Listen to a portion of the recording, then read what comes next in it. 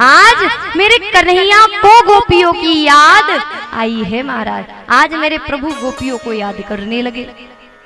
कहते हैं जब भगवान को याद आने लगी, मेरे कन्हैया को गोपियों की याद आने लगी, तो क्या करते हैं। अब उस समय ना तो कोई मोबाइल फोन था, ना कोई टेलीफोन कि संदेश दे दिया जाए, कॉल कर दिया जाए। तो कैसे गोपियों को बुलाते हैं, मधुबन में जाते हैं। पूर्णिमा की मध्य रात्रि है महाराज, और ठीक रात्रि 12 बजे मेरे कान्हा अपनी वंशी को निकालते हैं और मधुर वंशी को छेड़ लगे। जैसे ही वंशी बजाने लगे,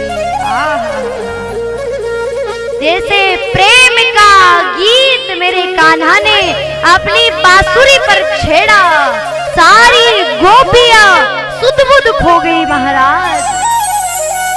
सारी गोपियां मग्न हो गई। गोपियों ने जैसे ही मुरली की तान को सुना, सारी गोपियां कन्हैया की ओर दौड़ पड़ी महाराज। जो गोपियां अपने गृह कार्य में मग्न थी, जो हाथ में था, एक गोपी का वर्णन आता है। एक गोपी भोजन बना रही थी, अपने हाथ में बेलन है, रोटियां बेल रही थी। एक रोटी चकले पर, एक तवे पर सिक रही, एक चूल्हे के अंदर सिक रही है महाराज।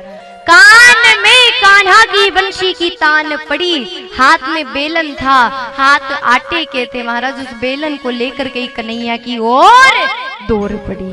जैसे ही दौड़ी, कन्हैया की ओर भागी भागी जा रही है। प्रेम ऐसी चीज है महाराज, कहते प्रेम को कोई जान ही नहीं पाया। प्रेम ऐसा अद्भुत गीत है जिसकी कोई स्वर, कोई तान, कोई लय समझ ही नहीं पाता। प्रेम ऐसी सरगम है महाराज जिसका स्वर कभी समाप्त ही नहीं होता।